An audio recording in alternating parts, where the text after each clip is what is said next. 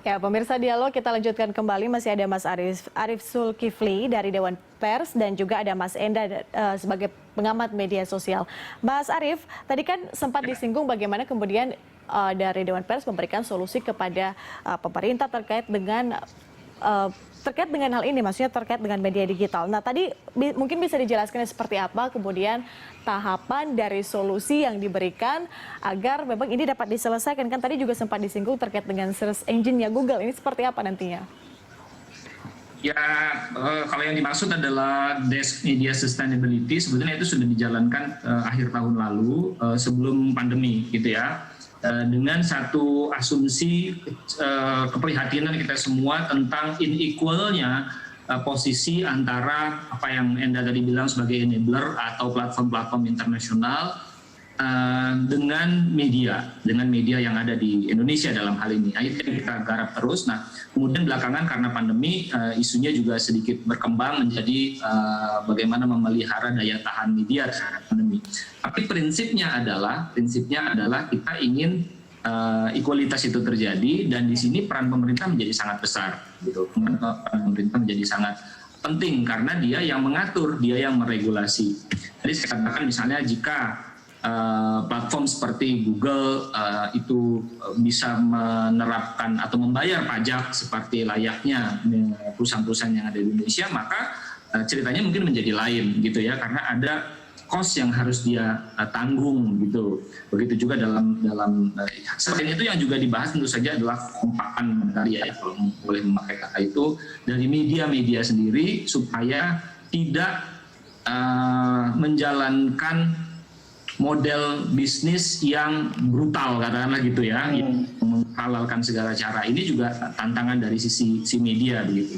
Tapi saya ingin menegaskan lagi, memang apa yang kita bahas ini adalah cerita tentang media-media yang masuk dalam ranah media mainstream, gitu. Kita bisa bicara di sini dengan para pegiat media sosial, tidak bicara tentang influencer. Itu sebuah bangunan yang berdiri sendiri, itu di tempat yang lain. Undang-undang pers yang diamanatkan kepada Dewan Pers itu tidak mencakup mereka, gitu. Makanya dalam kasus Anji misalnya yang baru saja yang terjadi kemarin, itu Dewan Pers nggak bisa berbuat banyak karena di Dewan Pers itu disebut yang menjadi ranah dari Dewan Pers adalah media-media yang berbadan hukum.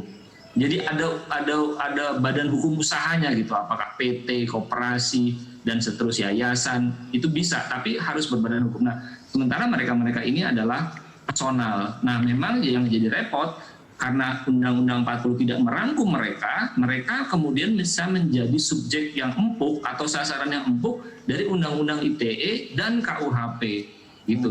Tidak memakai logika pers di situ. Jadi logikanya adalah perbuatan tidak menyenangkan, menyebarkan kabar bohong dan seterusnya, gitu. Jadi tidak diuji lewat prosedur jurnalistik, gitu. Nah, ini tantangan menurut saya. Apakah teman-teman di para pegiat media sosial mau terus-terusan berada dalam situasi yang tidak secure seperti ini, atau dia mau diregulasi seperti halnya dengan lewat Undang-Undang 40 itu, tapi dia masih berbadan hukum. Nah, begitu dia masuk ke dalam ranah Undang-Undang 40, dia harus patuh kepada kode etik. Nah, ini yang problem nih, gitu ya.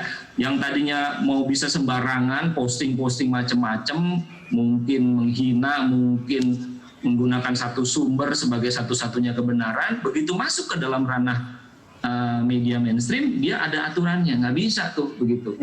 Satu sumber bukan sumber, gitu. Jadi kalau wawancara satu orang itu nggak bisa dipastikan kebenaran, dia mesti dicek dengan narasumber lain dan seterusnya, gitu. Jadi perangkatnya itu ada. Nah, mau nggak nih teman-teman di influencer masuk ke dalam sistem dan mekanisme ini supaya mereka tidak menjadi sasaran empuk dari Undang-Undang ITE dan KUHP? Itu, Mbak. Ya, itu pertanyaannya, maukah mereka masuk dalam mekanisme itu ya, Mas Arief ya? Exactly.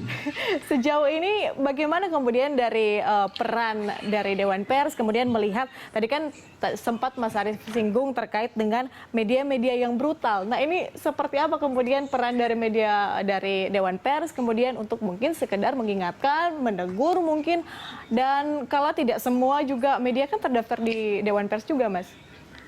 Kalau media-media itu memenuhi standar yang diatur undang-undang, yakni media itu berbadan hukum, sebenarnya sederhana sekali ya. Syaratnya itu cuma berbadan hukum, dan bikin badan hukum di Indonesia ini nggak susah gitu ya. Nah, kalau dia memenuhi itu semua, maka dia masuk dalam ranahnya Dewan Pers. Kalau ranahnya Dewan Pers, maka dia tidak bisa dikriminalisasi atau sulit dikriminalisasi. Jadi yang ada adalah pengambilan etik dan hukuman etik gitu. Etik itu nggak dihukum badan, tapi disuruh minta maaf, disuruh meralat, disuruh menulis ulang berita yang dianggap melanggar dan seterusnya begitu. Jadi sebetulnya lebih ringan. Tapi sekali lagi dia harus berada dalam ranah itu dan dia harus mematuhi kode etik gitu. Nah, kode etik apa nanti kita bisa jabarkan di bawahnya. Gitu, Mbak. Nah, di dalam kasus-kasus selama ini ya itu yang saya katakan, betapapun media itu barangkali sering clickbait, menyerang, tidak konfirmasi, tidak cover both side, tapi begitu dia berada dalam ranah Dewan Pers, maka itu yang terus kita lakukan. Kamu minta maaf, kamu bikin ralat, dan mereka patuh begitu, dan mereka patuh. Bikin kesalahan lagi, kasih lagi gitu. Jadi selalu ranahnya adalah ranah etik, dan itu adalah esensi dari pers di alam demokrasi. Iya, Mas Enda, bagaimana Anda mengamati fenomena adanya media brutal seperti itu? Ya, nggak bisa dipungkiri juga ya bahwa memang sekarang ini untuk membuat sebuah situs atau katakanlah bahkan akun sosial media yang berpura-pura atau misalnya mengatasnamakan media juga sangat mudah gitu ya. Saya dalam waktu 1 jam aja udah bisa bikin satu website yang tampangnya mungkin hampir sama dengan website media gitu. Jadi memang, dan ini bisa menghasilkan gitu. Jadi memang ini adalah sebuah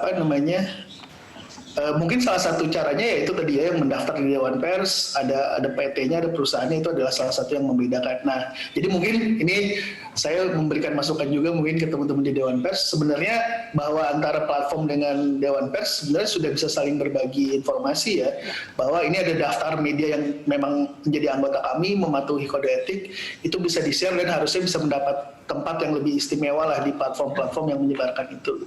Nah, tapi mungkin saya agak kritik juga nih ke teman-teman media ya, Mas Arief. Kadang-kadang nih sekarang media yang tidak brutal pun, media mainstream pun kan seolah-olah bermain opini juga ya. Kalau buat saya punya, kadang-kadang bahkan tendensius gitu untuk saling bersaing juga gitu ya. Yang pasti walaupun sebenarnya tentu harus semuanya sesuai dengan kode etik, cuman dalam pertarungan di dalam demokrasi ini kadang-kadang tentu ada yang suka, ada yang nggak suka, ada media yang berpihak, ada yang tidak, ya hampir semua sekarang media punya posisi gitu. Nah itu juga mungkin yang membuat sumber kegaduhan juga lah yang mungkin dikritik juga oleh Pak Jokowi kemarin gitu. Jadi bahkan kita tidak melihat media yang brutal, kita tidak melihat influencer, tapi bahkan media mainstream pun sebenarnya sekarang mungkin harus dibangun lagi bahwa ini mungkin saya nggak tahu nih teman-teman media agak dilematis juga ya. Intinya kan tentu berpihak harus pada kebenaran gitu ya.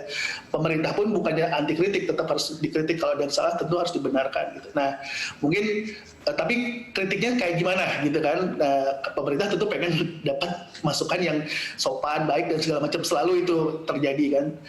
Tapi kalau ternyata ada yang salah tentu harus dibenarkan. Nah hal kayak gitu mungkin yang mungkin ya ke depan teman-teman media pun harus lebih solid kali ya, dan kualitas jurnalistiknya tetap harus dibangun ya, karena kita nggak bisa menutup mata juga bahwa dari semua yang terdaftar di Dewan Pers juga ada berbeda-beda gitu kualitasnya kalau menurut saya.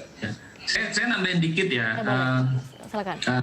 Jadi gini, sebetulnya di dalam Undang-Undang 40 tahun 99 itu tidak ada syarat yang banyak. Syarat satu untuk bisa dilindungi oleh Dewan Pers, yaitu berbadan hukum. Ya. Jadi yang disebut Enda tadi terdaftar itu tidak ada. Oh, betul. Jadi kalau saya bikin media tapi berbadan hukum, katakan ada PT-nya, otomatis terdaftar. Kemudian tidak terdaftar, itu tetap dilindungi.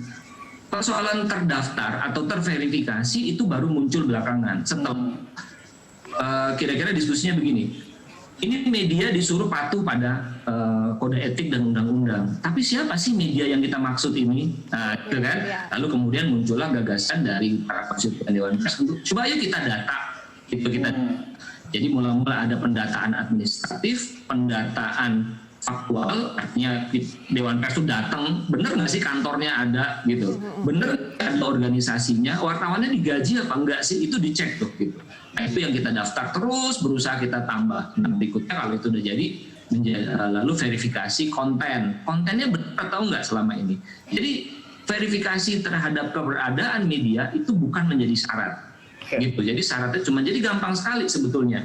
Nah perihal banyaknya media-media mainstream terdaftar atau tidak terdaftar yang menyebarkan pemberitaan yang mungkin kurang pas atau melanggar kode etik, itu saya akui. Saya di Dewan Pers menangani pengaduan yang jumlahnya itu bisa setahun bisa 700 sampai 800 pengaduan. Mas Arief, kita tahan dulu. Isinya adalah praktek-praktek media yang saya dikatakan Enda tadi. Gitu, tidak cover both side, menuduh sembarangan, tidak check and recheck dan seterusnya. Oke, Mas Arief, bisa ditahan dulu Mas Arief, kita masih ada satu segmen terakhir, kita harus break sejenak untuk kita lanjutkan. Ini makin menarik nih Mas Enda dan juga Mas Arief. Mungkin nanti juga di segmen terakhir kita akan bahas bagaimana sih sebenarnya caranya konten media digital itu bisa dibuat semenarik mungkin, tapi dengan tetap menjaga kualitas. Nah, pemirsa tetap di Live Talk, kami akan segera kembali.